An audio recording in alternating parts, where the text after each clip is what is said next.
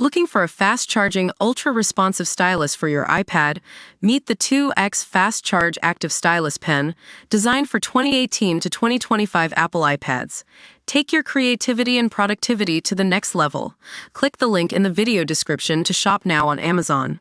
Welcome to the Google Trends Hub, where we dive into the latest news and trends from around the web. Today, we're talking about a big development in the world of tech and advertising.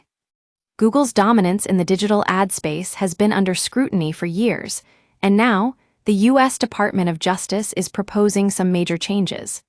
The DOJ wants Google to sell two of its key ad products, AdX and DoubleClick, for publishers.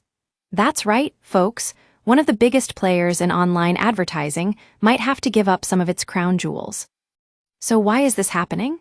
Well, a judge recently found Google guilty of willfully acquiring and maintaining monopoly power in the digital ad space.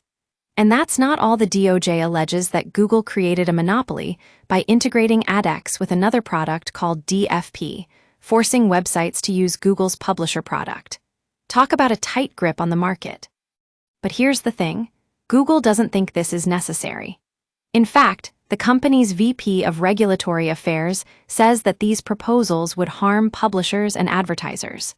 And it's not just Google. The U.S. Department of Justice has its own set of proposed remedies, including divestiture of AdX and a phased sale of DoubleClick for publishers. Now, this might seem like a major blow to Google's dominance in the ad space, but it's also worth noting that the company has proposed some alternative solutions.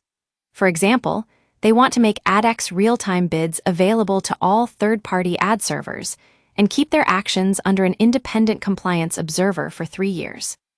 So what does this mean for the future of online advertising? Only time will tell, but one thing's for sure: this is a developing story that we'll be keeping a close eye on. That's all for today's episode of the Google Trends Hub. Thanks for tuning in.